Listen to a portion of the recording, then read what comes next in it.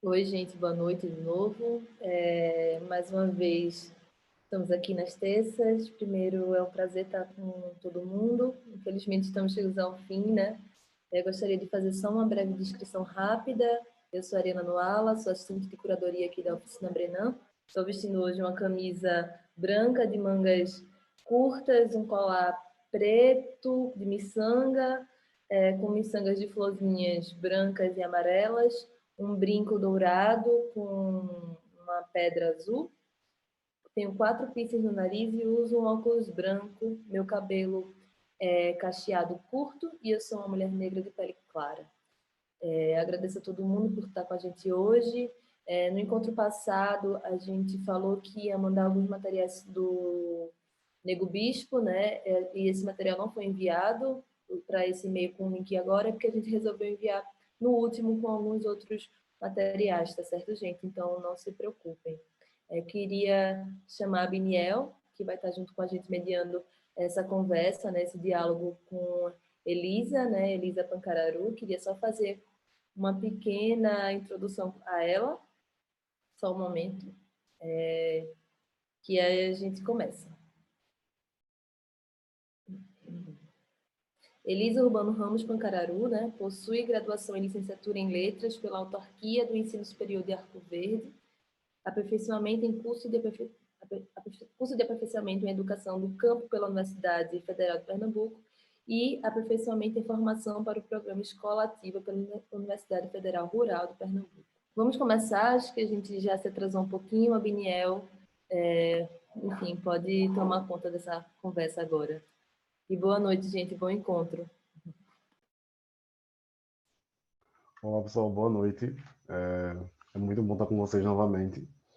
Eu vou iniciar me descrevendo, né? Eu estou com uma camisa preta de botão. Eu tenho dois colares, um de sementes que variam dos tons entre branco e marrom, e um de miçanga vermelha. Estou com cocar de palha sobre os ombros e uso óculos, tenho um piercing no nariz, tenho bigode e barba e sou uma pessoa indígena de pele escura. Atrás de mim tem um fundo branco e um cartaz com os escritos Democracia demarcar todas as terras indígenas. É muito bom estar aqui com vocês e mais especial ainda, estar com a parenta Elisa Ramos Pancararu, né? Que é uma pessoa tão importante e tão imprescindível para as lutas dos povos indígenas aqui no Nordeste. Só para me apresentar novamente, rapidinho, para a parenta, o meu nome é Biniel, né, como eu já falei, eu estou na luta aqui na Mata Norte de Pernambuco, em um evento de Tabajara, né, buscando reacender a nossa identidade e, enfim, retomar as nossas terras e as nossas heranças ancestrais, né? Para além disso, eu sou estudante de museologia. Eu me graduo agora esse ano, no final desse ano, em museologia pela Universidade Federal de Pernambuco. Mas, para além disso, eu também sou artista visual e trabalho com curadoria de exposições.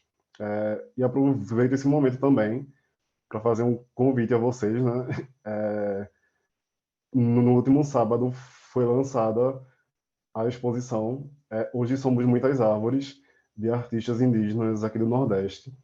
Então, fica esse convite, né? Eu participei, enquanto curadoria, a, a Parenta, esqueci o nome dela agora, mas, enfim, é uma curadoria feita por pessoas indígenas e com artistas indígenas, então vale muito dar uma conferida, né? E fortalecer a nossa luta também no campo das artes. Enfim, eu queria iniciar isso, Juliana Chucuru. Obrigado, Carol. Eu queria iniciar, né, pedindo para a parenta Elisa se apresentar, como ela prefere se apresentar e também falar um pouco do seu campo de pesquisa e, e do seu território, para a partir daí iniciarmos as conversas mais diretas, porque eu acredito que hoje temos muito que aprender e muito que trocar também, né? Compartilhar nesse encontro, que tem tantas coisas a se confluírem, né? Enfim, boa noite, Parenta. Boa noite a você, Abinael, certo? Boa noite a todos, a todas, a todos que estão nessa feliz noite de agosto, última noite do mês de agosto, apesar da conjuntura que estamos vivenciando. É com muita alegria que eu participo desse encontro com vocês. E eu sou uma mulher indígena do povo Pancararu, aqui do sertão de Pernambuco, entre os municípios de Tacaratu, Petrolândia e Jatobá. Então, eu estou sentada próximo a uma cadeira, ou próximo a uma parede branca, né? Estou usando uma camiseta branca, né? Então, meus cabelos estão presos. Sou uma mulher indígena do povo Pancararu e pelos estereótipos que as pessoas costumam pensar dos povos indígenas, vão me achar diferente, né, do que culturalmente esperam que eu seja. Mas eu sou do tronco velho Pancararu, né? Sou de profissão professora, né? Sou mestre em antropologia, com pesquisa sobre gênero, questões de gênero, em especial a minha dissertação é intitulada Lideranças Mulheres Indígenas em Pernambuco, Espaço de Poder onde acontece a equidade de gênero. Então, eu sou uma pessoa que, além de vivenciar a questão da educação escolar indígena, eu também pesquiso questões de gênero e atualmente estou coordenadora do Departamento de Mulheres Indígenas da APOIME. A APOIME é a Articulação dos Povos e Organizações Indígenas do Nordeste, Minas Gerais e Espírito Santo. Ora eu vou colocar um óculos, ora eu vou tirar, né?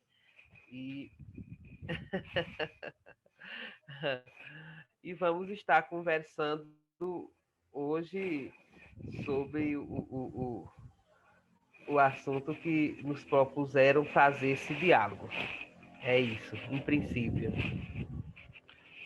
Também estou membro do Conselho Estadual de Direito da Mulher do Estado de Pernambuco e componho também a Comissão Permanente de Mulheres Rurais de Pernambuco. Em princípio, é isso. Muito bom, Parente. Eu queria que tu começasse falando um pouco sobre a educação escolar indígena, né? Principalmente porque estamos em um momento, aqui no caso de formação de professores, e eu acredito que muitos professores não têm a dimensão que existe uma especificidade no sentido da educação escolar indígena, né? Ouvindo uma de tuas palestras, tu fala que é uma indígena professora, né? Porque não há o cargo de professor indígena. Daí eu queria que tu falasse um pouco sobre isso e um pouco da tua atuação no território Pancararu. Sim, eu sou uma indígena professora porque em Pernambuco não existe oficialmente o cargo, a função, a categoria professor, professora indígena. Mas, para falar sobre educação escolar indígena, eu preciso falar primeiro de educação indígena, né? Então, em Pernambuco, a COPIP, que é a Comissão de Professores e Professoras Indígenas em Pernambuco, né, tem uma célebre frase que diz o seguinte: educação se aprende mesmo na comunidade.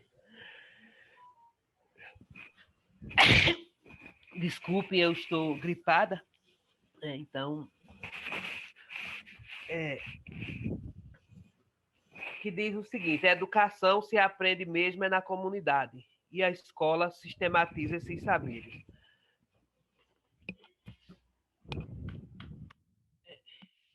Então, o que isso significa? É que não podemos, nos territórios indígenas, falar de educação escolar indígena, embora tenha o seu contexto histórico e atual, sem pensar em educação indígena enquanto um estágio, um estado, uma situação de transmissão de conhecimentos, ensinamento dos nossos mais velhos e mais velhas. Desculpe, gente, eu estou muito gripada, enfim. Mas eu quero começar a fazer a relação dessa educação indígena com a ação escolar que o Abimael me pergunta, a partir de pensar território, né? Então, a importância do território para nós, povos indígenas. Então, esse território não é apenas extensão de terra, quilômetros, hectares, mas um território sagrado, porque é morada dos nossos antepassados, é morada da nossa ancestralidade, da nossa história, da nossa ciência. Eu não estou falando da ciência acadêmica, né? Os meus mais velhos usam a palavra ciência e português, mas com o entendimento de que ciência é um saber que o tempo passa, né? E aí esse território é morada de seres visíveis e seres invisíveis.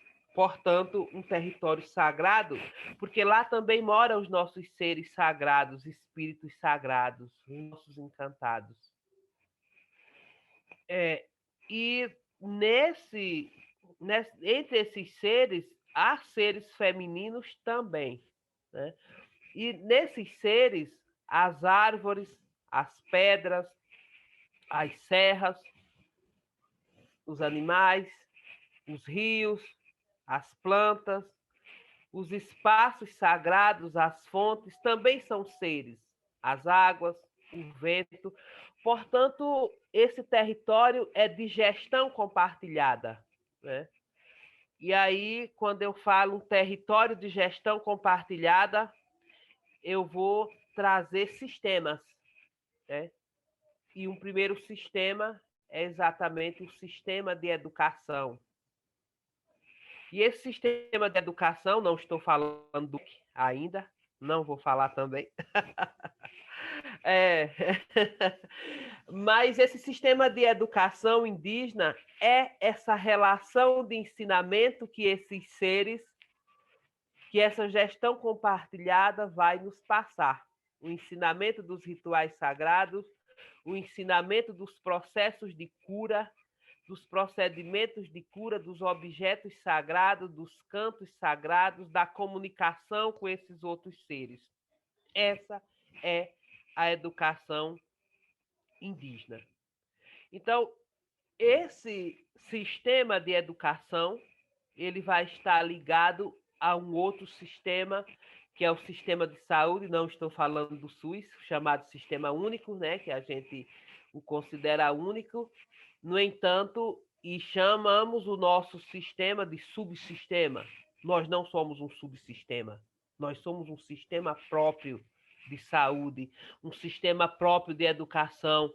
E esse sistema de educação, ele está ligado a esse outro sistema de saúde, porque esses conhecimentos que vão passando de geração em geração, inclusive a partir do viés da espiritualidade, esse ensinamento que eu estou chamando de educação, ele vai se encontrar com o sistema de saúde, que são o conhecimento das práticas, dos procedimentos, das áreas ou das plantas medicinais e de todos os elementos e objetos e rituais que fazem parte desse sistema de saúde. Então, e um terceiro sistema, o sistema de convivência, que é exatamente a relação harmoniosa entre esses seres. E de imediato eu já destaco a harmonia entre homens e mulheres, para dizer que o racismo e o machismo não pertencem aos ensinamentos que os nossos antepassados, que os nossos seres sagrados nos deixaram e nos passam até hoje, né? Então, isso esses elementos estranhos que violam e violentam o nosso sistema, ele faz parte de um outro sistema racista que não nos pertence, mas que chega, invade, viola e violenta os nossos sistemas próprios, portanto, sagrados. Sagrado não é porque seja melhor do que os outros sistemas, não. É porque ele é um sistema de harmonia, um sistema em uma gestão compartilhada, onde o fundamentalismo religioso não impera, mas o nosso sistema é invadido por esses outros sistemas estranhos, né? E aí, agora, eu falo de educação escolar indígena.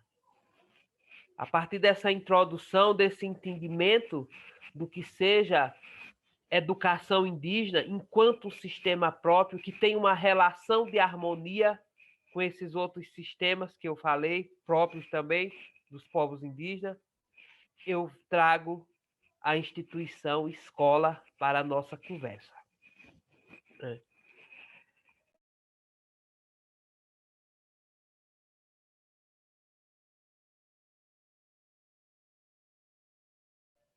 E aí, o que é o elemento escola? Para que eu chegue na educação escolar indígena hoje, eu preciso fazer um contexto histórico sobre, utilizando em princípio o elemento escola.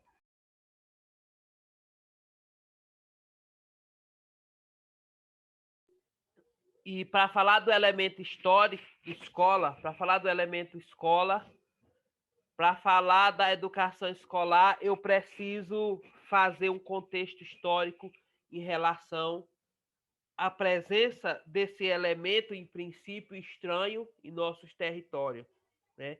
E o que é esse contexto histórico? Obviamente, a instituição escola, a história da educação escolar no Brasil, ela caminha lado a lado com a história desse país. E, lógico, ela vem com o invasor, colonizador, golpista, em 1500. E aí essa educação escolar, ela chega com os jesuítas e com seu olhar racista, não apenas dos jesuítas, mas de todos aqueles que vêm naquelas caravelas, né? Eles já chegam e traz essa educação escolar com o objetivo de apagar as nossas identidades, silenciar as nossas formas de vida. E aí, no decorrer dessa história, a presença indígena vai se transformando em ausência indígena.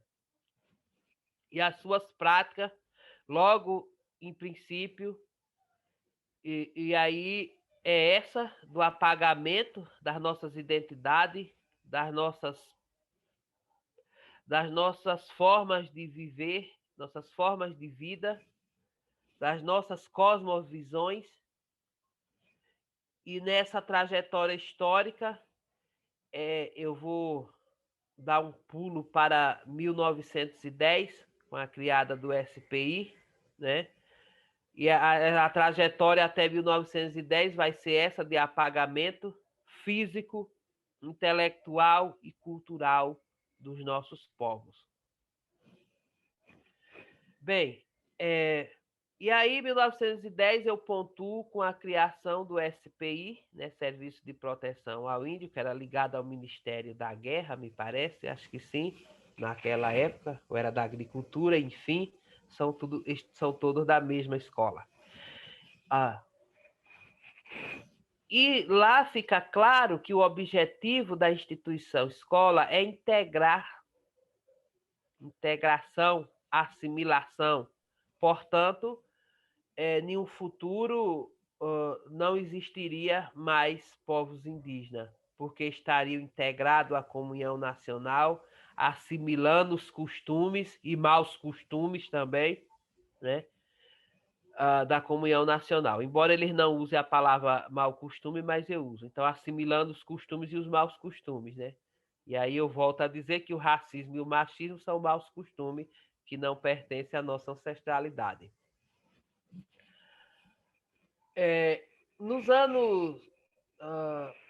e aí vai dar continuidade. A LDB, anterior a essa que nós estamos vivenciando hoje, anterior à LDB de 1996, ela traz no seu texto que a escola tem o objetivo de integrar, repete novamente, fortalece a ideia deles e assimilar aos costumes da comunhão nacional. Não escreve mau costume, mas eu estou dizendo. Enfim, a Constituição anterior de 1988 também, enquanto instrumento legal, vai dizer a mesma coisa. Bem como vai dizer que é permitido pequenos castigos físicos aos homens, ou às mulheres e às crianças, né?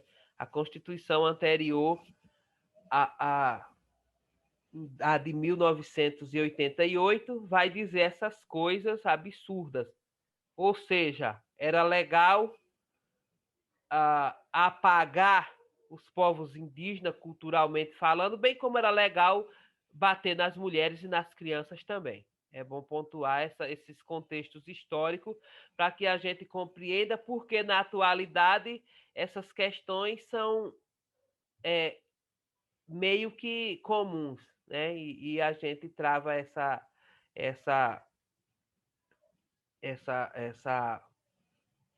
esse combate, né? Como se fosse algo novo. E não é novo, ela tem um contexto histórico, infelizmente maléfico, mas foi fato. Por isso seus frutos estão por aí, suas sementes malditas. Mas tem um contexto do movimento indígena, indigenista, que é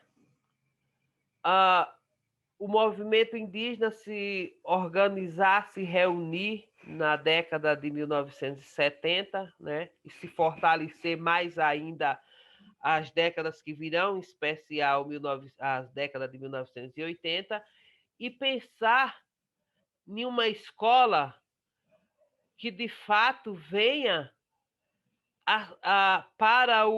que venha em prol de um projeto societário, um projeto de futuro. Então, se faz necessário desconstruir aquela instituição escolar que estava nos nossos territórios. Eu costumo dizer que eu, criança, estudei em uma escola em terras indígenas, mas não em uma escola indígena, né? Vai acontecer essa diferença.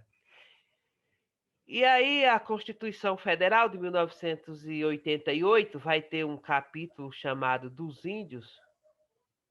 Se fosse hoje, a gente escreveria das Índias e das Índias também, né? Mas se fosse hoje, não iam deixar a gente escrever coisa nenhuma, eu penso, eu imagino. Então, ela vai dizer no seu artigo 231 uma palavra que é fazer proteger os seus bens, né? E a educação é um bem cultural dos povos indígenas. Por tudo aquilo que eu disse no início da minha fala e o que eu estou falando hoje vou falar agora sobre o que é essa educação escolar, né? Então, o movimento indígena e indigenista, vai pensar na escola que temos e a escola que queremos, ou a escola que tínhamos e a escola que queríamos. E, de fato, se fez necessário, e se faz ainda, desconstruir essa instituição escola que tem o seu objetivo de integrar, para a integração, para a assimilação. Mas, sim, desconstruir essa escola e reconstruir uma outra escola que esteja a serviço da luta dos povos indígenas. Uma escola que esteja para o projeto societário, portanto, o projeto de futuro dessas nossas gerações, né? A geração que aqui está e as nossas descendências que virão. E essa escola, e aí eu volto novamente a falar do território, ela não pode estar separada da luta pela terra, da luta pela saúde.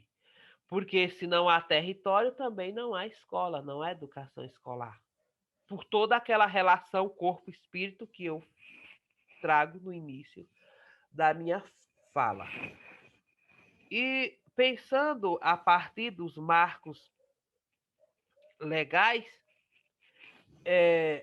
a resolução da Câmara de Educação Básica, do Conselho Nacional de Educação, a resolução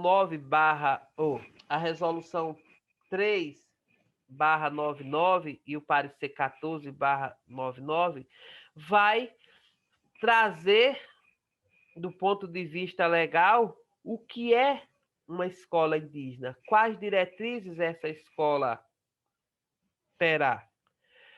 Então, essa escola deve ser específica, diferenciada, intercultural e bilíngue. Eu falo desses documentos legais, embora em 2012 uma nova resolução e parecer amplia como deve ser essa escola, essas diretrizes, e a partir de 1999, e aí eu vou trazer para Pernambuco,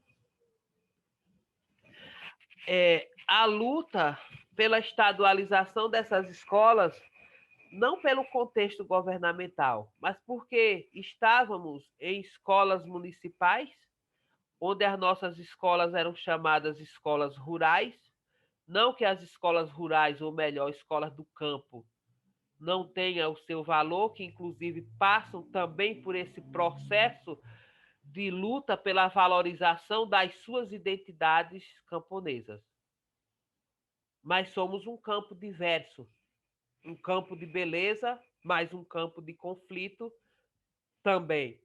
Porém, um campo diverso, e eu estou falando do campo dos povos indígenas, né? Enfim, e em Pernambuco, essas escolas, naquele contexto anterior a 1999, e a administração das prefeituras, na maioria dos nossos estados, essa administração estava ligada a poceiros, fazendeiros, invasores, enfim. E nosso professorado, bem como lideranças, passavam por ameaças, passam até hoje, passavam por ameaças, mas do ponto de vista cultural, uma escola que está para valorizar e fortalecer a sua cultura, ela tem que ter a presença dos seus e das suas, né? Eu faço essa introdução para que a gente continue dialogando como essa escola é administrativamente hoje. E aí, quando eu digo Pernambuco, é porque a Comissão de Professores Indígenas de Pernambuco, a COPIP, o Conselho Estadual de Educação Escolar Indígena, pautam essa dimensão escolar do ponto de vista de como ela está inserida nos seus territórios, a questão administrativa, mas também a luta para que essa escola seja, de fato, respeitada nas suas diferenças. Bom, nesse primeiro momento, obrigada e vamos conversando. É muito bom, parente. Tu aponta para várias direções que a gente pode ir discutindo aqui, né? Quando tu fala das especificidades das escolas do campo, né? Eu lembro que eu cresci em zona rural, né? É numa comunidade aqui de Carpinas, chamada Caraúba, e é uma comunidade rural que surge a partir do encontro de vários engenhos de cana-de-açúcar, né? Então, essa comunidade se estrutura enquanto uma comunidade de agricultores e também de pessoas que trabalhavam nesses engenhos e que a educação era basicamente propriedade dos engenhos, né? Então, a minha avó foi educada nos engenhos, a minha mãe foi educada nos engenhos, e era uma educação que visava exatamente essa integralização da mão de obra barata nos engenhos, né? Então, até chegar na minha geração, onde a gente tinha uma escola municipal que tinha uma certa especificidade de valorizar as nossas, enfim, memórias, etc., os nossos modos de fazer, né? Foi um tempo que atravessou décadas, né? Então, pensar a educação escolar indígena nesse contexto é muito importante porque a gente sabe que vários dos territórios indígenas, principalmente aqui em Pernambuco, são territórios tomados pelo agronegócio, né? Pelo a monocultura de cana-de-açúcar enfim, não ser tão também a presença da cultura do boi, né? E isso suscita inúmeras questões em torno, por exemplo, do marco temporal, né? Que a gente está nessa luta há alguns dias já, alguns anos, né, na verdade, e que se realiza amanhã um segundo julgamento, né? Sobre essa, aliás, um segundo julgamento em teoria, né? Mas amanhã acontece mais um julgamento sobre a tese do marco temporal e que a gente está tá correndo vários riscos de perder direitos que a gente conquistou na Constituição, né? E eu queria que tu falasse um pouco sobre isso no contexto de um Nordeste indígena, né? Porque é importante a gente contextualizar também que há uma diferença, né? Eu acho que a palavra nem seria diferença, mas há uma especificidade quando a gente pensa o Nordeste enquanto território indígena, né? E eu queria que tu debatesse sobre isso também, né? Sobre o marco temporal e as implicações em um Nordeste indígena, né? Sim.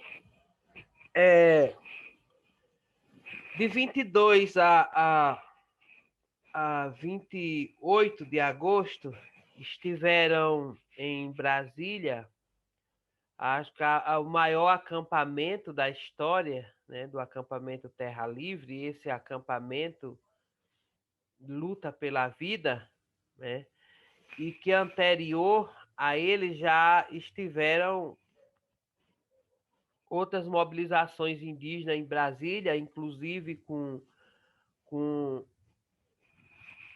um viés de violência muito grande, né? E aí a gente vê na TV, e talvez a violência física doa menos do que a forma racista que as palavras daqueles e daquelas parlamentares utilizam com a nossa deputada Joênia Abchama e com nossos povos indígenas.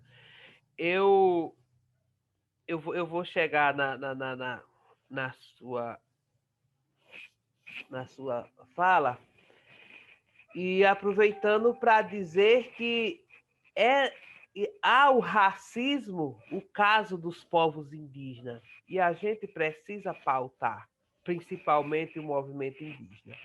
Então, voltando para o acampamento Luta pela Vida, e lá estavam mais de 6.000 parentes, né, de mais de 160 povos, e lá estão, e ficaram já mais de 1.000, e de 7 a 11 de setembro, nós, mulheres indígenas, vamos estar lá para realizar, espera-se uma média de 3.000 mulheres indígenas, vamos estar lá para dar continuidade a essa luta, né? Essa mobilização, nesse momento em que o marco temporal vem para a pauta do dia, e o marco temporal é uma ideia que desvirtua o texto da Constituição Federal. Ele não fala dessas coisas. Então, o agronegócio, a ganância pela terra, né, que é uma ganância que é como se fosse um saco sem fundo, nunca enche, né? Aqueles e aqueles porque a maioria são homens, que se sentem poderosos, mas poderoso é aquele que está acima de nós, né? Mas mesmo assim, eles de carne e osso se sentem poderosos, melhores, porque se sentir melhor que outro é a característica principal do racismo. E aí o marco temporal se aplica, em princípio, a um território Xocrém, né? Mas que as condicionantes, bem como as condicionantes que foram colocadas para a terra Raposa Serra do Sol, implica e se estende para todas as outras terras. Então, eu disse que o marco temporal é uma ideia do agronegócio que desvirtua o texto da Constituição Federal. Então, nós não estávamos aqui apenas antes ou depois de 5 de outubro de 1988. Nós estávamos aqui desde sempre. E aí eu volto àquele território que eu falo, que eu trago no início da minha fala. Então, os meus ancestrais estavam aqui desde sempre. Então, o Brasil é território indígena desde sempre. Apenas fomos violentados dos nossos territórios. E os herdeiros e as herdeiras que hoje estão, dos que vieram na caravela, porque eles são herdeiros, tataranetos deles, que vieram, que invadiram, que violaram, então eles continuam querendo violar, né?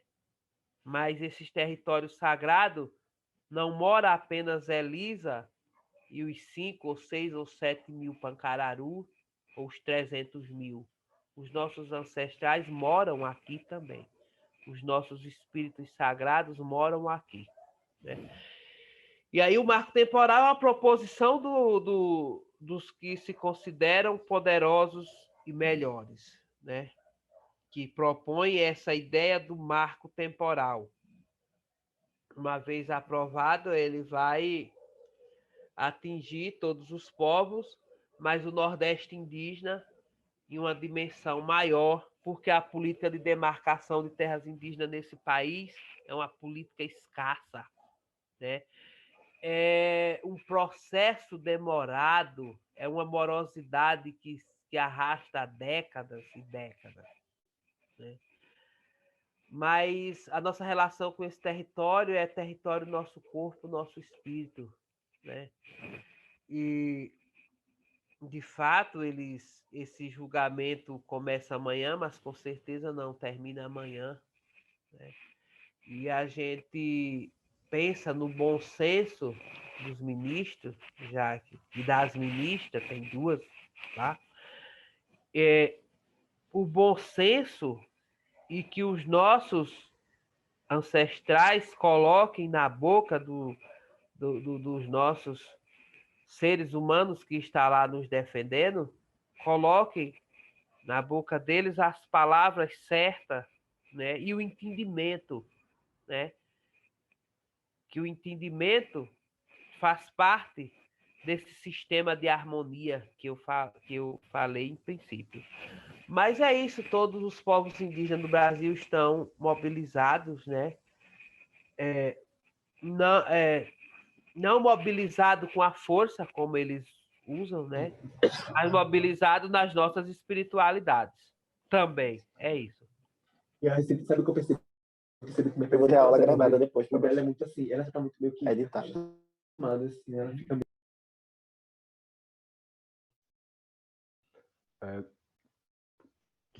Queria pedir para vocês prestarem atenção no microfone, para não interromper as falas e, enfim. É muito bom, Parenta. Quando a gente fala de Nordeste indígena, né, muitas pessoas podem não ter familiaridade com esse termo, né, mas a gente especifica o Nordeste indígena por inúmeros fatores, né? E um desses fatores é o fator histórico que, enfim, atravessa o Nordeste, né?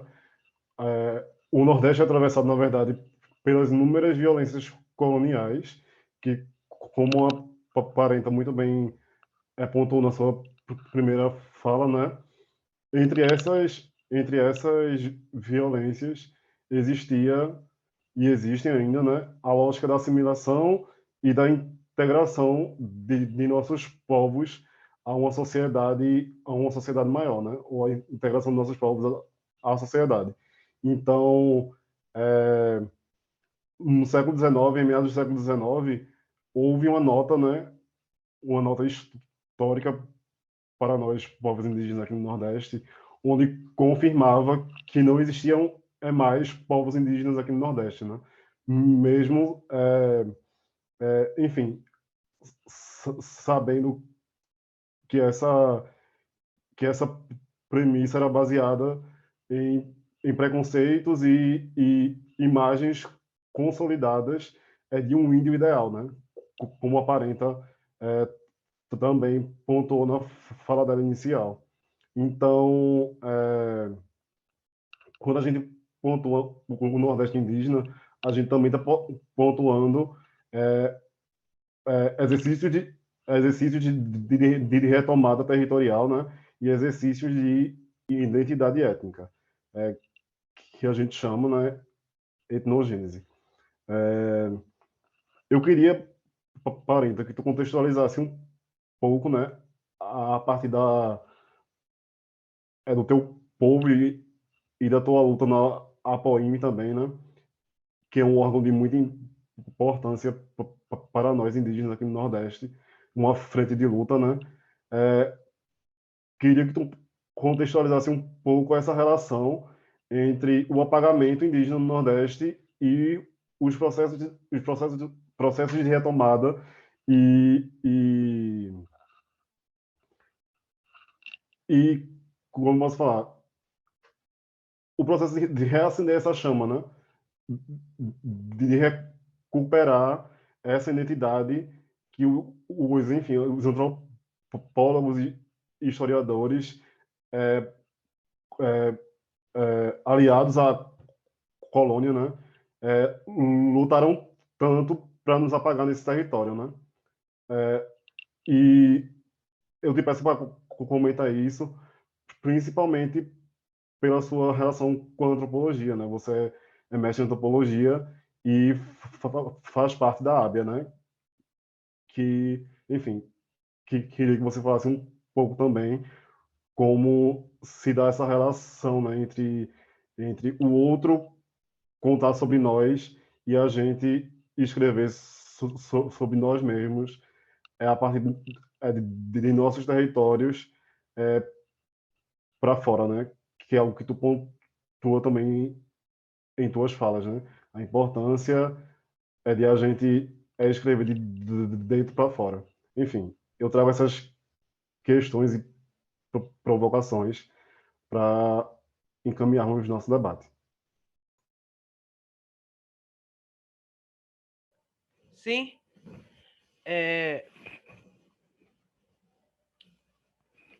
eu vou pontuar assimilação, integração, né, como uma tradução bem legítima do racismo, né? E aí, por que eu trago tanto a palavra racismo na minha fala?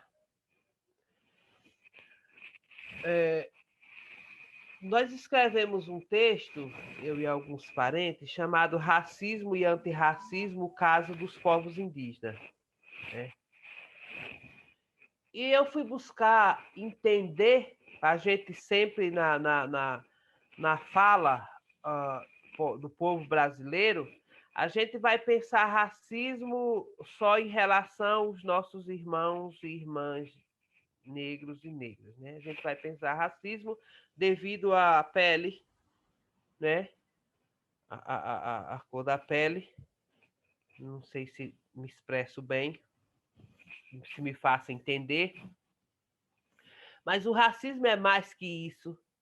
Isso é apenas um dos vieses, né? O racismo é um sistema em que um grupo de pessoas, grupo étnicos, ou não, se colocam, se sentem melhor que outro, né? E agem. Então, quem são?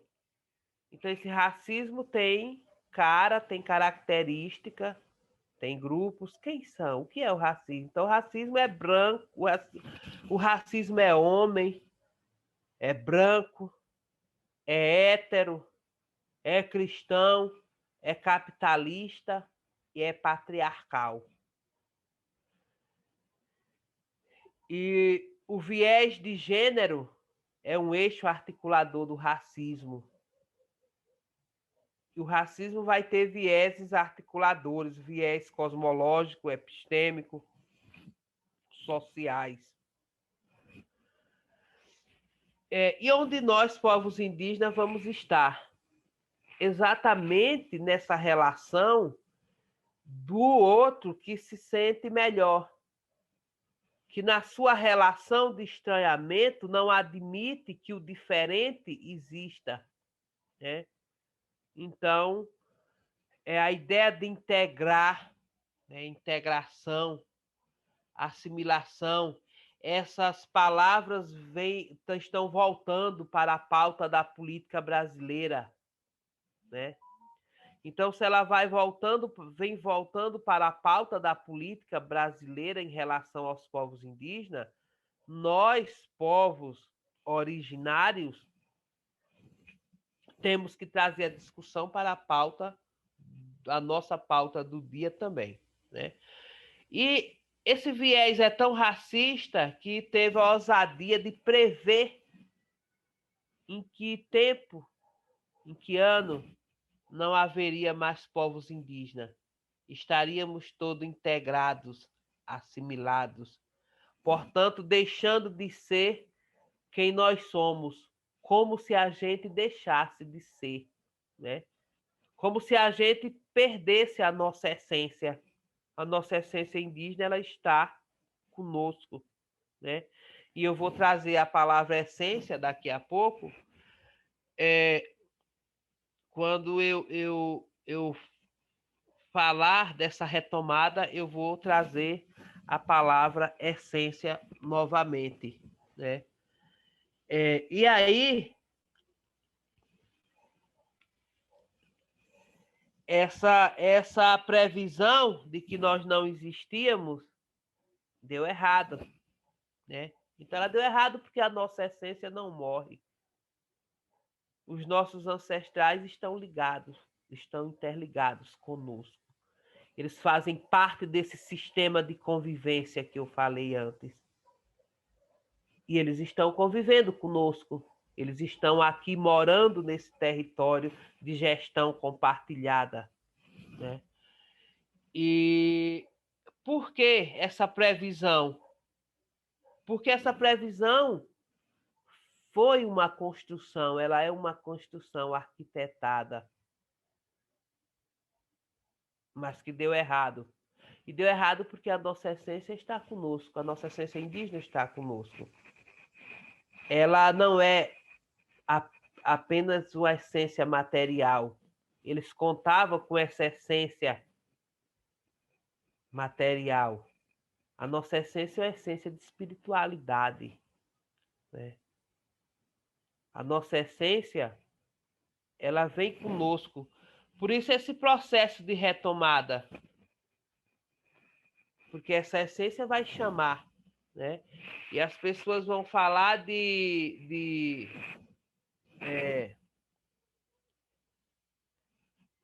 depois eu lembro a palavra, eu digo. Então, essa essência talvez estivesse adormecida.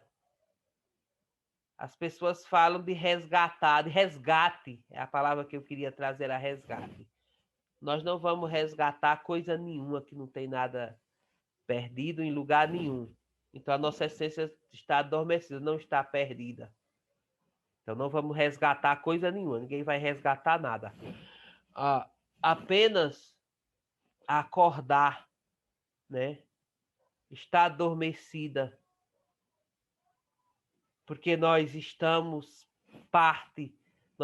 parte desse sistema de convivência, de existência passada, presente. Os nossos antepassados e a nossa descendência estão com esse elo de essência indígena presente, de essência pancararu, de essência chucuru, de essência yanomami, de essência tabajara.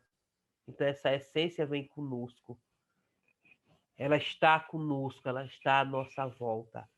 Nós vamos nos encontrar e vai ser a nossa essência que vai fazer com que o Abiniel me chame de parente e eu o chame de parente, porque as nossas essências têm uma relação de harmonia e de convivência.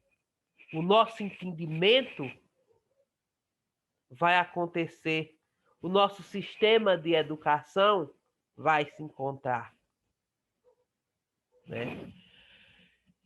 E aí, esse apagamento vai ser rompido, né? Essa ideia, essa presença vai acontecer, a ausência vai acabar, né? Porque quem fez a ausência foram os outros, não fomos nós, não foram os nossos. Então, essa proposta de ausência, de assimilação, de integração, de acabar, não nos pertence, pertence a eles. Então, se a eles pertence, eles fiquem. Pode levar, não nos pertence. E aí, para concluir a minha fala, a ABIA, né? É a Articulação Brasileira de Indígenas Antropólogos. É assim que eles escrevem. Antropólogos. Então, não somos indígenas antropólogos, né?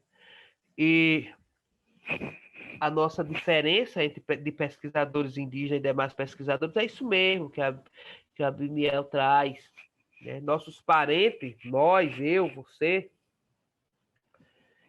nós não somos e aí eu vou lembrar de uma fala eu esqueci o parente que disse, mas a academia, nós estamos preparados para as universidades. Todos nós estamos preparados e preparadas para ocupar os centros acadêmicos, para estar nas universidades. As universidades é que não estão preparadas para nos receber, né?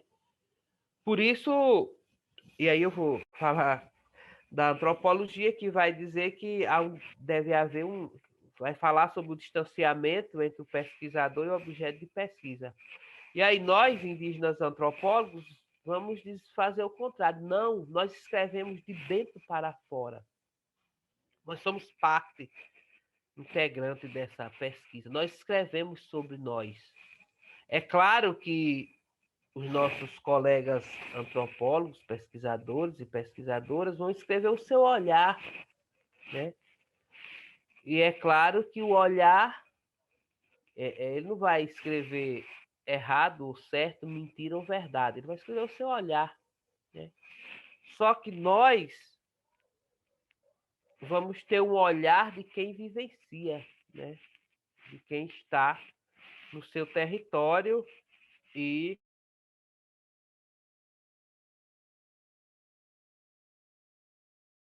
esse campo, esse objeto de pesquisa que tem essa relação de convivência conosco. É isso. Excelente, Parenta. Me emociona muito a fala porque dimensiona é, o quanto a nossa permanência aqui é baseada em inúmeros momentos de resistência, né? E inúmeros momentos históricos que demarcam muito bem e, e, e criam uma, uma rede de histórias, né? Uma rede de memória é muito forte entre o Nordeste indígena, né? Eu vou começar a ler algumas perguntas aqui que te mandaram, porque são muitas perguntas, para a gente não se perder aqui e não ir por uns assuntos assim. A primeira pergunta é de Juliana Albuquerque. Ela te pergunta: quando a Elisa fala que não cabe o machismo e o racismo nos povos indígenas, eu entendi isso, mas não há relatos da cultura machista indígena, ou não caberia esse termo? Ou estou completamente equivocada? Grata.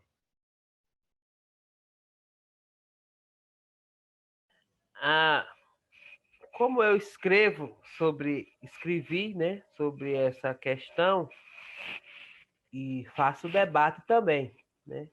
É claro que mas eu quero falar sobre o apagamento, daqui a pouco eu volto à questão do machismo, né? Dizer, inclusive, o apagamento, a ausência dos povos indígenas na literatura, né? Então, eu não vou fazer uma história, um contexto histórico de como a literatura retrata os povos indígenas, mas senão a gente vai mudar das perguntas aqui, vai mudar de assunto. Na literatura, historicamente, ela também produz a ausência ou estereótipos ou coisas que não existem, né? A presença indígena na literatura são coisas que não que é até engraçado, mas e por isso a gente escreveu a nossa própria literatura.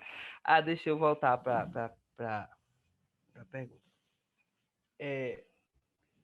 Bom, eu sou uma fiz as minhas pesquisas e o meu lugar de fala e de inspiração são as mulheres do meu povo. Eu fui uma criança, eu sou de uma sociedade que eu considero matriarcal também.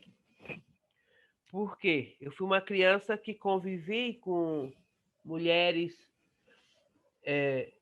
que eu chamo de figuras emblemáticas, né, de notoriedade dentro do povo. E é claro que eu vou buscar as minhas certezas também nas minhas cosmosvisões, né? Que eu chamo de mundo dos sonhos, que não é o sonho que a gente dorme e o pessoal pergunta se interpreta. Não, não interpreta sonho, não. O mundo dos sonhos é uma palavra importante, eu não interpreto sonho, apesar de que alguns são avisos, mas eu não interpreto sonhos, não, nem essas coisas, não, nem adivinho, não. Mas o mundo dos sonhos, o qual eu falo, a essência que eu vou buscar nessa história e nesse outro, e entre esses seres sagrados que habitam o nosso território. E o que é que o machismo tem a ver? O entroncamento patriarcal, e eu volto ao sistema de harmonia e para falar do machismo e o entroncamento patriarcal, como se relacionam. Onde eles chegam? Sim. Então, eu sou de uma sociedade que eu considero matriarcal também. Eu criança, convivi com mulheres parteiras, rezadeiras, curandeiras, mezinheiras, lideranças. E a minha trajetória, tanto no meu território quanto em outros povos, vou conhecer mulheres cacique, pajés, e que conduzem o povo e que têm o mesmo poder de voz que os homens, né? Então, e essa dimensão de espaços públicos vai crescendo para associações, assembleias, representação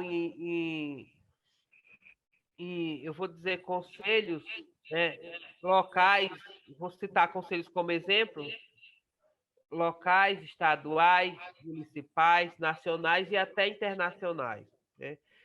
Então, são essas mulheres de notoriedade passam a me inspirar a falar de equidade de gênero. Elisa, desculpa, licença. É só porque tem alguém com o microfone aberto, a Ariane. Eu não estou conseguindo fechar aqui o dela. Se ela puder fechar, seria ótimo. Está dando um eco aqui para a gente. Não sei se para você tá, Elisa.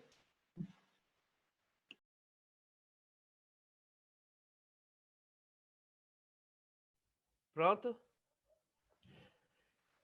Então, eu vou me inspirar em duas categorias de mulheres. Essas mulheres que nós chamamos de empoderadas e outras mulheres que vivem em relação de subalternidade. Mas, em primeiro, eu vou falar, eu já falei dessas mulheres que eu vou usar a palavra empoderamento para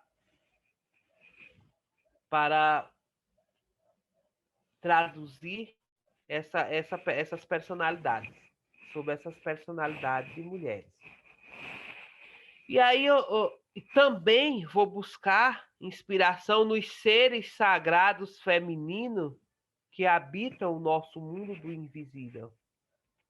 E aí eu volto à essência indígena, Parenta Abimel, né?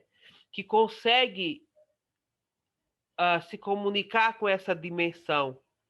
E talvez a universidade vai dizer, tá maluco. E tá maluco, né? Vai se comunicar com outra dimensão, que é isso. Então, e a essência indígena vai fazer com que a gente tenha esse entendimento do que o outro está falando. Mas aí vem o machismo, né? E aí dizem que os povos indígenas são extremamente machistas. Extremamente é a palavra que eu utilizo. O movimento indígena é machista quando o machismo e o patriarcado vai chegar nos nossos povos. Quando ele vai violar esse sistema de harmonia, esse sistema duo entre homens e mulheres. Exatamente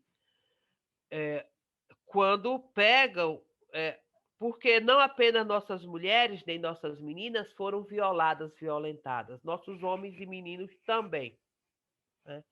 Então, quando a história conta o trabalho escravo dos nossos irmãos negros, mas os nossos parentes indígenas também executaram trabalhos escravos, né? Claro que com ora forçado, ora com outra roupagem. E nesse encontro com esse patriarcado, a Rita Segata, a Julieta Paredes vai falar de entroncamento patriarcal. E esse entroncamento patriarcal vai implantar esses racismos, esses machismos nas nossas comunidades. Claro que não foi ontem, nem há 10 anos atrás, menos ainda há 100 anos. Ele vem de todo esse contexto histórico que eu trago. Aí me pergunta, ora, Elisa, mas nos povos indígenas nunca houve patriarcado, um baixo patriarcado, bem como houve também um matriarcado. E há mais sistemas de harmonia, né? Onde homens têm as suas atividades específicas, claro, e mulheres. No entanto, essas atividades, elas vão formar uma dualidade, um duo, uma harmonia, comparando as vozes o duo, onde duas vozes se encontram e se tornam uma voz, né? Então, é por isso que eu digo que o machismo não nos pertence, ele é um elemento estranho, invasor, no entanto, adentrou nos territórios indígenas e vivemos também essa cultura em que há o caso da subalternidade e a violência contra as mulheres também. Porque parece que eu estou falando do mundo encantado. Não, eu estou falando de um mundo real, mas eu estou trazendo a essência indígena e a essência da mazela, né? Então, o machismo é uma mazela que adentrou-se no nosso território, como o Covid-19. É uma mazela que adentrou no nosso território, não nos pertence. E outras pandemias e epidemias também. Só fazendo uma comparação, referência. Eu não sei se me fiz entender.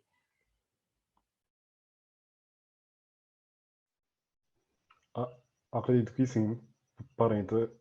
Foi muito elucidativa a tua fala e os pontos que tu suscita, né? Eu vou ler mais alguma pergunta aqui que também é do eixo educação, para a gente continuar nosso debate.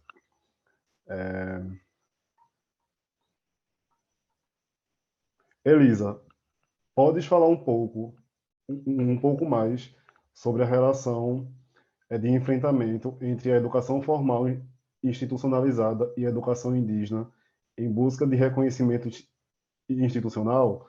Como é a sua articulação para a continuidade da autonomia da educação indígena? Essa pergunta é de Priscila Santos.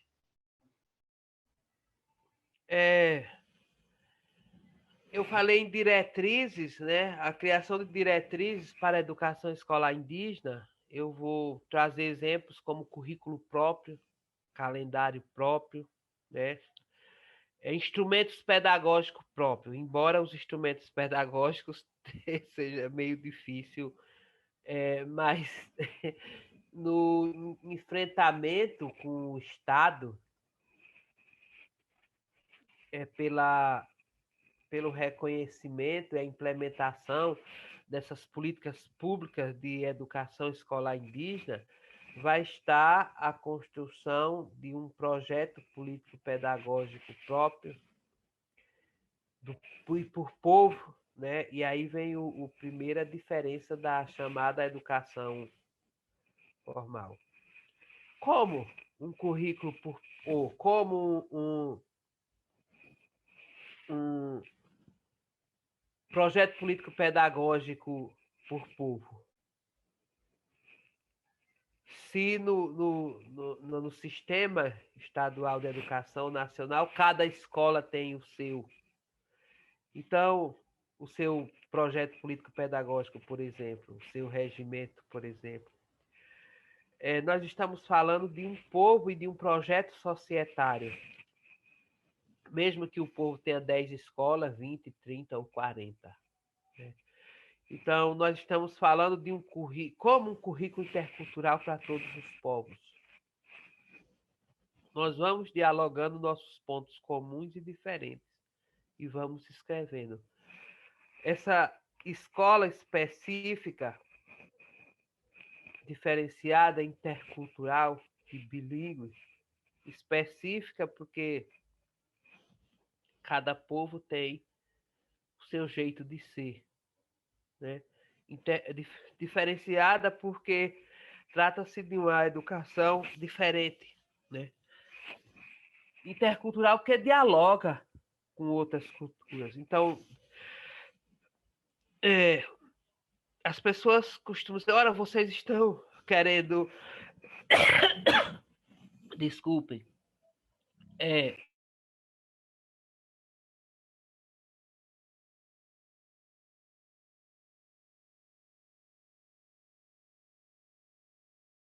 perguntam se nós estamos querendo formar guetos, né?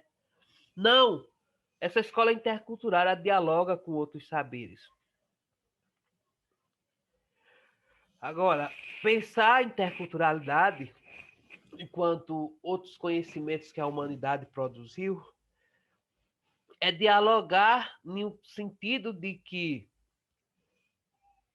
no nosso diálogo, de quem é a fala?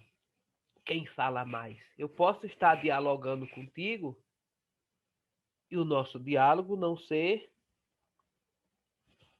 de igual para igual. Uma das nossas falas sobrepor a outra. Então vamos pensar essa interculturalidade também, né?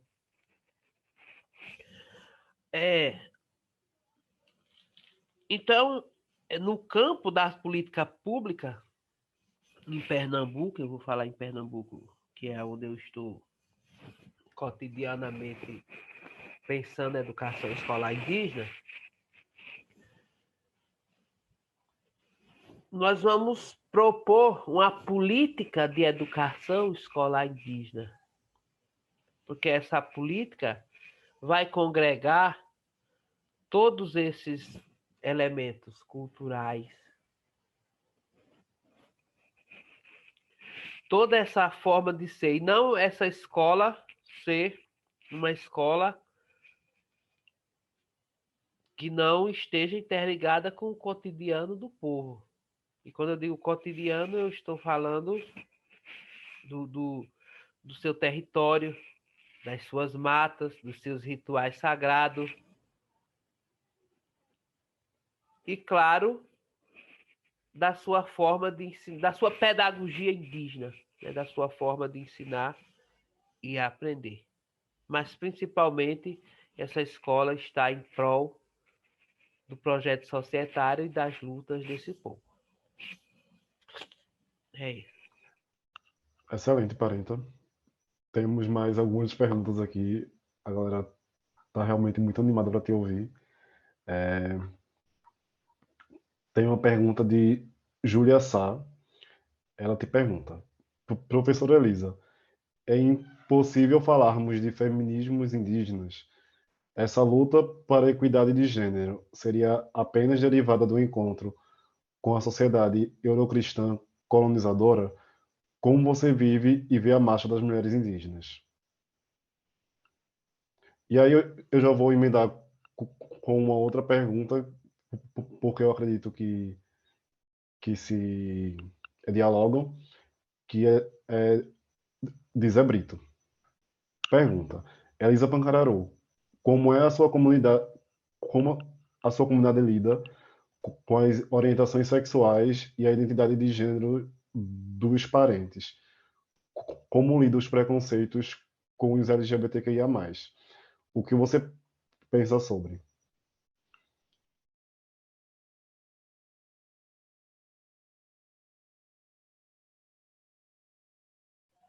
Eu penso, né, que eu sou a primeira pessoa no Brasil a ter coragem de escrever e falar abertamente sobre feminismo indígena, né?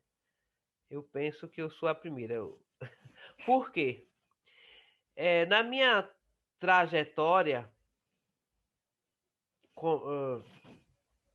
primeiro, como eu, Elisa, chego aos movimentos feministas, né? E eu sempre ouvi dizer que não existe feminismo indígena, não existia. E eu falo a palavra feminismo como uma palavra de domínio público. E eu tive problemas para escrever minha dissertação porque não havia referências com esse termo, com essa palavra, né? Então, até as estudiosas que escreveram sobre mulheres indígenas no Brasil, elas usavam feminino, movimento feminino, né? Elas falavam, escreve movimento feminino. Porque essa afirmação que não existe movimento ou não existe feminismo indígena, ela foi dita por alguém, né? Então, pela palavra feminismo ser, ela não ser comum, não ser popular no Brasil, ela vai existir nos espaços das organizações feministas e na academia. Então, são estudiosos ou militantes que convivem com essa palavra, né? Com a prática também, né? Com a discussão. Tanto é que foi aquele movimento quando foram falar de gênero, né? As câmaras municipais se mobilizaram, aquela loucura, para não haver estudo de gênero nas escolas, aquele negócio, aquela loucura, aquela, sei lá. Achei engraçado as câmaras municipais escrevendo projeto de lei para não falar a palavra gênero da escola. É muito louco isso, que é isso, eu não consigo entender. Enfim, isso é outra história. Então, por que quem fala sobre feminismo nos territórios indígenas? Ó, quem diz que não existe feminismo indígena, né? Eu vou buscar como referência o feminismo comunitário da Julieta Paredes, que é uma indígena, a precursora dessa discussão, que é uma parente indígena do povo aimara da Bolívia, né? No entanto, menos no Brasil, mas dos maioria dos países da Mesoamérica, as universidades estudam o feminismo comunitário, né? E agora está se discutindo o feminismo comunitário antipatriarcal. Então, eu vou pensar feminismo, primeiro porque a crítica existe em outras organizações feministas no Brasil, que a palavra feminismo foi criada na Europa por mulheres brancas, então por isso não pertence, por feminismo, enfim, todo esse debate que fazem, né? E eu faço também. E eu vou escrever sobre isso. Claro que eu vou me inspirar em todas essas, primeiro nas minhas referências de essência indígena do meu povo, né? Que é um povo de grandes lideranças mulheres, né? Que inclusive estavam na Constituinte e pré-constituinte. E é claro que eu tenho uma inspiração. Mas no meu povo Pancararu, eu vou definir, eu vou falar sobre o que é esse feminismo indígena. A Julieta Paredes vai dizer que, embora nossas avós e bisavós não conhecessem a palavra, né? Por isso que eu digo hoje que a palavra é de domínio público, não conhecessem a palavra, mas antes de nem também tivessem relação com as mulheres da França, da Europa, da Inglaterra, dos Estados Unidos, elas nem sabiam que esses lugares existiam, mas nossas avós, bisavós já faziam feminismo no século XIV, XIII, né? E aí, as orientações sexuais LGBTQIA+,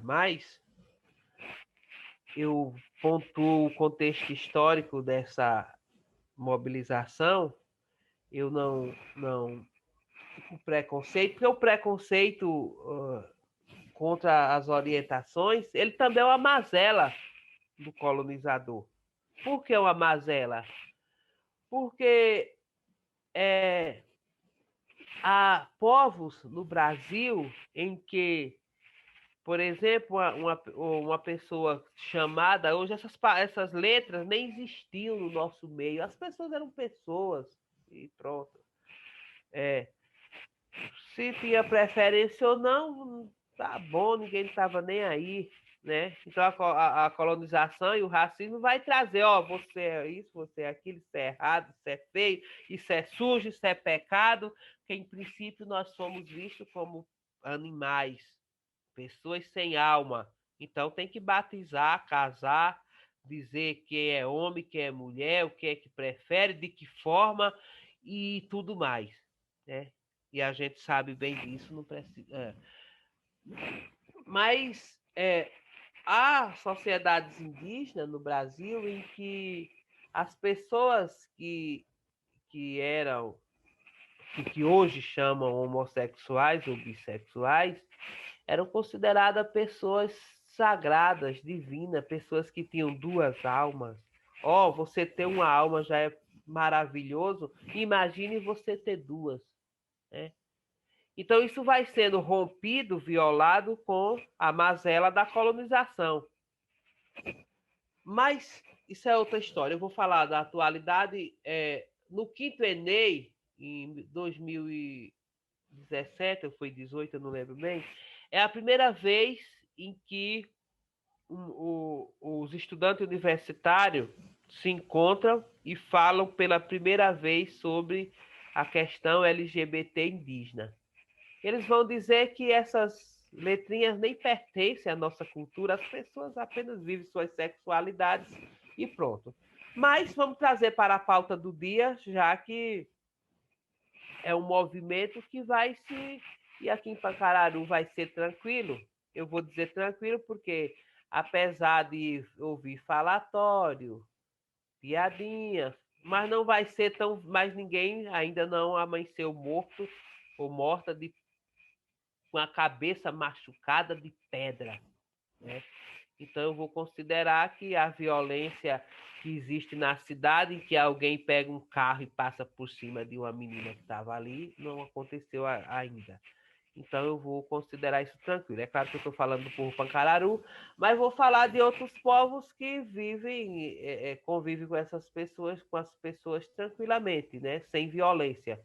Porque a violência é o estágio final de toda uma construção cultural de racismo. Eu vou usar novamente a palavra racismo para essa relação sem harmonia, sem sossego. E aí, sobre a marcha das mulheres indígenas, denominada Mulheres Ancestrais Reflorestando Mentes para a Cura da Terra. E a cura da terra é exatamente pensar que os nossos vizinhos estão doentes. Quem são nossos vizinhos? Nossos vizinhos são o agronegócio, o racismo, o preconceito, a ganância, a bancada BBB, né? A intolerância religiosa, o fundamentalismo. Esses vizinhos estão doentes porque eles estão querendo nos violar, violentar. Eles estão nos violando, violentando. Não sei se contemplei a pergunta, mas é isso.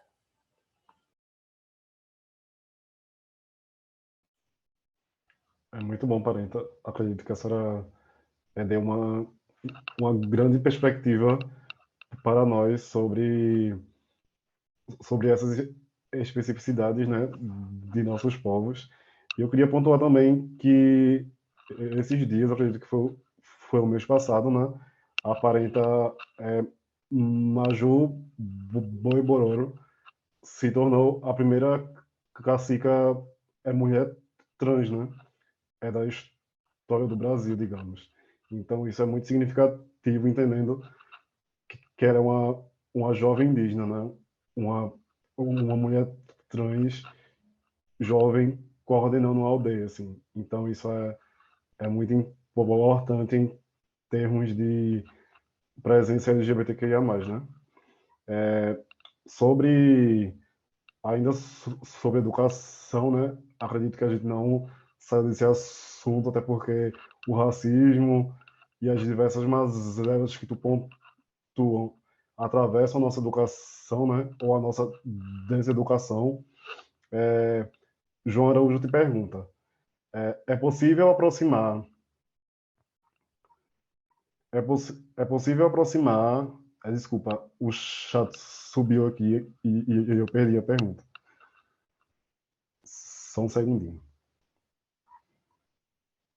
É possível aproximar a cosmovisão indígena de território no campo da educação, saúde e socialização, dentro do contexto do território das cidades, pensando nessa possibilidade dentro da escola formal das cidades?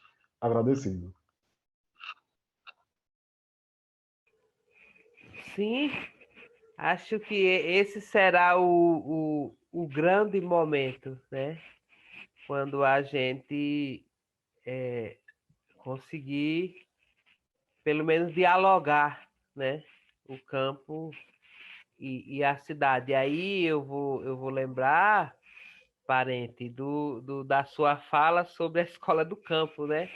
Então é quando a gente a gente conseguir romper, né, com esses conflitos, né? Porque essa relação campo-cidade é uma relação conflituosa, por isso que o campo é um campo de beleza, de cultura, de conhecimento, mas é um campo de conflito, né?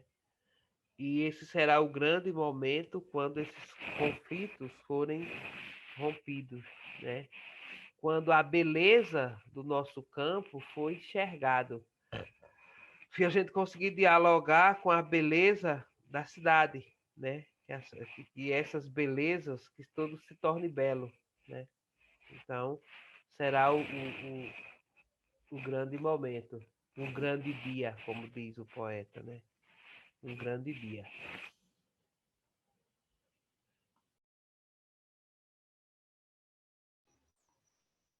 Bem pontual, Parenta. A gente tem levantado, né, algumas discussões, inclusive a gente tocou nesses termos, né, na nossa última formação aqui, que foi com o irmão Nego Bispo, acredito que você conheça. E Conheço, ele já tive a oportunidade de participar com, com ele numa mesa, já assisti ele falando, ele é demais. Eu já vi ele falando assim, em um seminário, né? e aí ele pontuou, né, a questão da contra-colonialidade enquanto uma tecnologia quilombola, né, para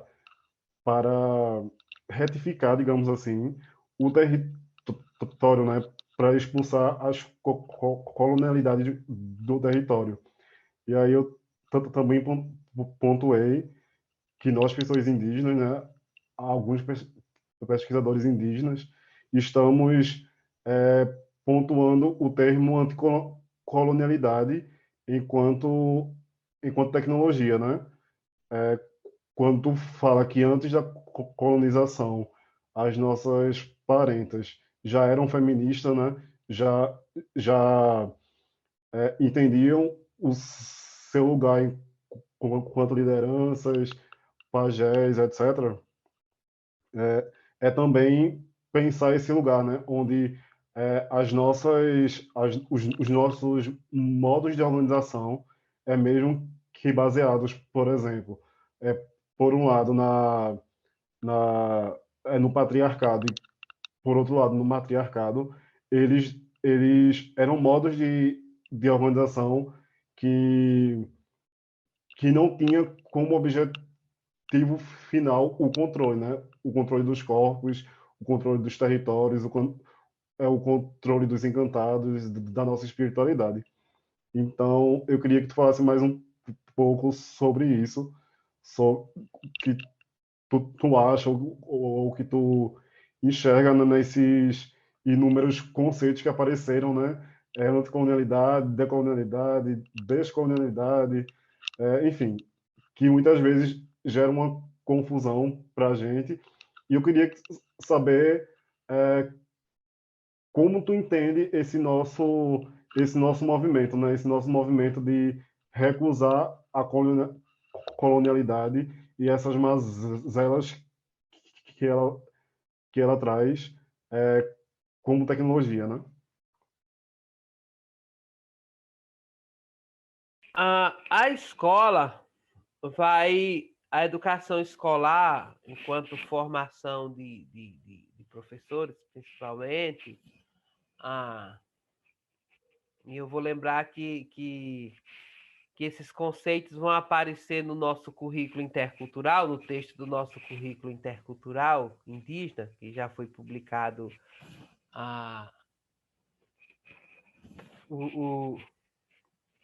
as concepções, né?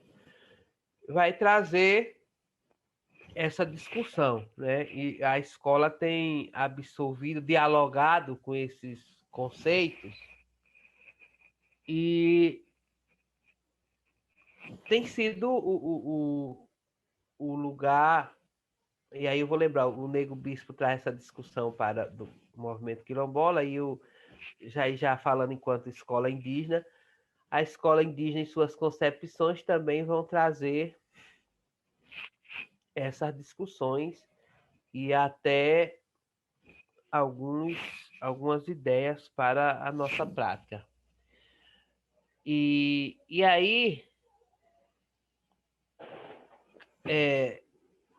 trazendo a ideia também para o feminismo, a gente vai ver que, no modo geral, no Brasil, né, há um mal entendimento sobre o feminismo, né? Um mal entendimento e uma mal fala. E aí o feminismo não propõe, ao contrário do machismo, o feminismo não propõe a desigualdade, né? Não propõe a subalternidade, não propõe a violência, não propõe a injustiça. Inclusive, o feminismo propõe a igualdade, a justiça, né, para os homens. E aí vai haver uma relação de injustiça com os homens no mundo do trabalho, por exemplo, no mundo da política, no mundo social. E o feminismo propõe justiça social, de um modo geral. Não apenas para as mulheres em princípio, porque na cultura desse país e dos outros, mas o meu lugar de fala é onde eu estou, as mulheres são as mais injustiçadas. Isso é claro, em qualquer classe social, enfim. Então, mas o feminismo vai propor essa justiça social para os homens também. Por isso, a agroecologia vai ser comparada ao feminismo, nesse sentido. E o machismo vai ser comparado ao agronegócio. Porque o machismo vai propor o domínio de uma classe, de uma categoria sobre outra, inclusive sobre os próprios homens, né? Embora isso seja pouco observado ou não, né? Não sei. Mas é observado também. Não sei de que dimensão, de que tamanho. Mas pensar feminismo é pensar um pensamento. O feminismo é um pensamento que vai propor igualdade, justiça, né? Paz. Não vai propor que as mulheres querem dominar os homens, querem escravizar, querem ser. Não. Quem tem essa proposta é o racismo, inclusive no âmbito da política pública, né? Então a gente vai ver os caras decidindo coisas para as pessoas que as pessoas não querem aquilo. Então aquilo não é bom. A PEC 490 nós não queremos. Mas eles querem, né? O marco temporal, não vou decidir o marco temporal para vocês. Não, a gente não quer o marco temporal, né? Não, você tem que ter um agronegócio produzir. Não, todos não querem, eu não quero ser. Eu quero agricultura familiar. dê suas máquinas a quem o indígena que quiser. Se ele quiser, quem quiser, tem. Eu não quero plantar soja nem arroz, eu quero plantar alface no quintal. Eu não quero desmatar, eu não quero deixar a terra pelada, eu quero deixar ela vestida, a mãe terra, né? Não tem que enriquecer, progredir. Não, eu estou feliz aqui, eu não quero ver a mãe natureza pelada, não, eu não quero explorar, aqui é minha irmã, a árvore é minha irmã, eu não quero, essa fonte, essa pedra ali é minha irmã, eu não quero quebrar. E aí você vai ver o viés racista, machista em todos os espaços, né?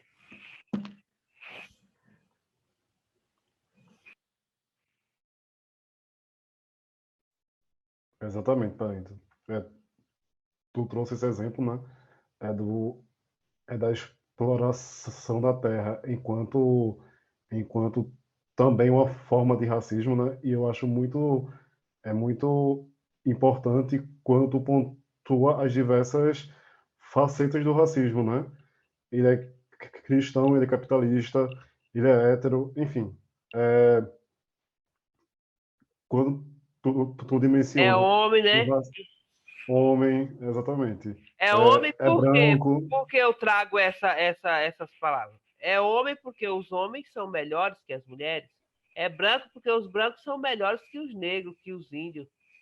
É hétero porque o hétero é melhor que o LGBTQIA+. É cristão porque o cristão é melhor do que os irmãos do candomblé, do que a minha espiritualidade. É capitalista porque o capital é melhor do que o social, né? É patriarcal porque o patriarcado esse é melhor do que todos e todas, e acabou a história. E se você não concordar, você deve ser eliminado desse processo e pronto.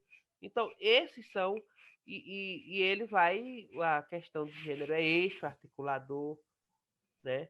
É epistêmico, então, você é alfabetizado, então você é melhor do que aquele que não lê e não escreve de lápis, de caneta e tal. Então você é melhor do que eu sou melhor do que você, porque eu tenho pós-graduação, então é melhor do que fulano, né?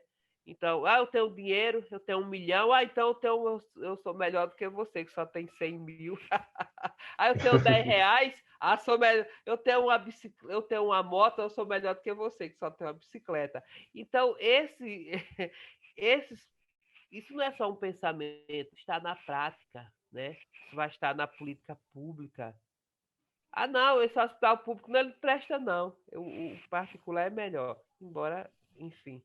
Então, são esses espaços e vai, ora é subjetivo, ora é objetivo. Dentro da política pública, ora é por negligência, ora é por malícia. Mas vai acontecer. Quem vai sofrer é violência obstétrica? A mulher rica ou a mulher pobre negra? A indígena, quem vai sofrer, né? Quem é que vai ter atendimento primeiro? Então tudo isso vai passar. Quem é que a polícia vai revistar e vai dar umas pancadas? Tudo isso passar por essa discussão. Então, e aí eu não estou inventando. Se eu estiver inventando, vocês podem dizer, não, você está mentindo, isso não existe. Isso não existe, é você que está criando essas ideias.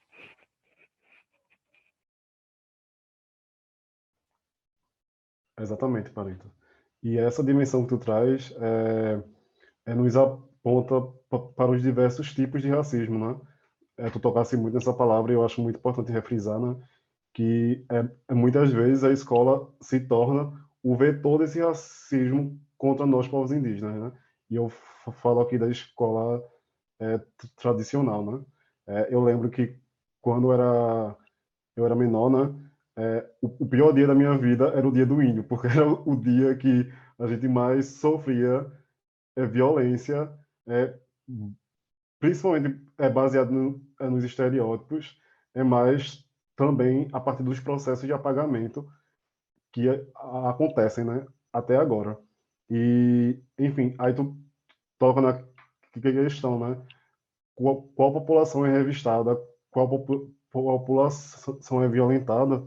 E aí eu recordei aqui que esses dias eu estava pesquisando alguns dados e como, né, os efeitos do machismo e os efeitos do racismo, racismo ambiental, racismo latifundiário, etc., impacta totalmente na vida das pessoas indígenas, né, de nossos parentes.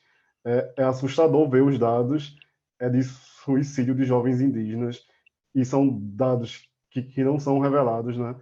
É, é assustador ver a quantidade de pessoas indígenas encarceradas. Hoje, por exemplo, houve uma, uma repressão do povo pataxó na Bahia e pouco houve repercussão. Alguns parentes foram encarcerados, né? Então, quando a gente pensar racismo, e principalmente racismo e relações étnico-raciais, que a gente não esqueça que o étnico vem de nossas populações, né? O étnico não está ali enquanto um enfeite da expressão, né? Que a gente também sofre racismo estrutural, racismo ambiental, quando as nossas terras são tomadas pelas diversas monoculturas, enfim, os diversos racismos que nos apaga institucionalmente, né? Acredito que a gente já esteja se encaminhando para o final dessa nossa conversa, né? Acredito que não tem mais nenhuma pergunta. Alexandre Gomes perguntou, né? Onde encontramos os escritos dela? Aí a senhora pode já indicar onde a gente pode ler ou outro escutar e, e finalizar a tua apresentação também.